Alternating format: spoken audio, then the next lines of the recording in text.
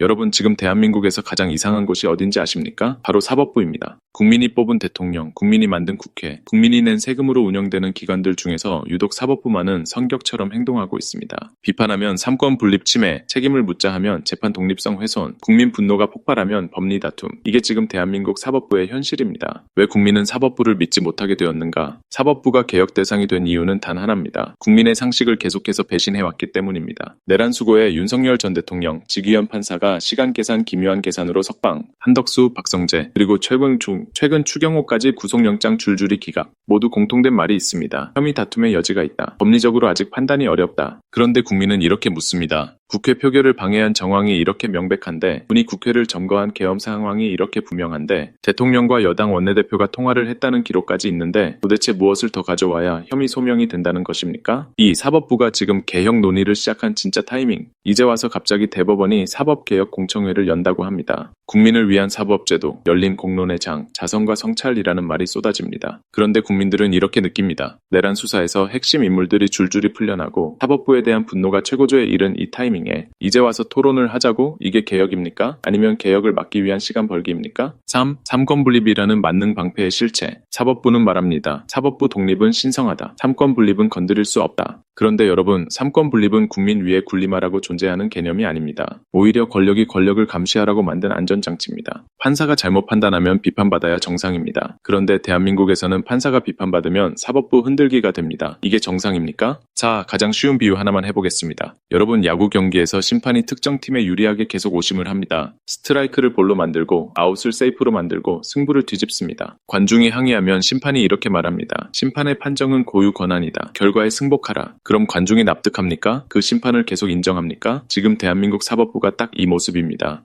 법리라는 말 뒤에 숨은 권력의 보호막. 사법부는 요즘 가장 많이 쓰는 말이 있습니다. 바로 법리입니다. 국민이 보면 이건 너무 수상하다. 이건 명백하다라고 느끼는데 판사는 이렇게 말합니다. 법리적으로 다툼의 여지가 있다. 이 말 한마디로 구속은 풀리고 책임은 뒤로 밀리고 국민 분노는 무시됩니다. 법리는 언제부터 권력자를 보호하는 방패가 되었습니까? 6. 사법부가 진짜로 해야 할 것. 사법부가 진짜 해야 할 일은 이것입니다. 첫째, 문제가 된 판결들에 대해 스스로 진상규명부터 할 것. 둘째, 국민 정서와 완전히 어긋난 판단이 왜 나왔는지 설명할 것. 셋째, 다시는 이런 판결이 반복되지 않도록 제도적으로 막을 것. 이걸 하지 않고 공청회만 열고 토론만 하고 형식만 갖추면 국민은 절대 믿지 않습니다. 7. 국민이 원하는 건 보복이 아니다. 국민이 원하는 건 판사를 처벌하자는 게 아닙니다. 정권이 사법부를 장악하자는 것도 아닙니다. 국민이 원하는 건 단 하나입니다. 상식적인 판결, 권력에도 똑같이 적용되는 법, 설명 가능한 정의. 이게 그렇게 어려운 겁니까? 지금 대한민국 사법부는 선택의 기로에 서 있습니다. 국민 신뢰를 회복하는 길, 아니면 끝까지 사법 카르텔로 남는 길.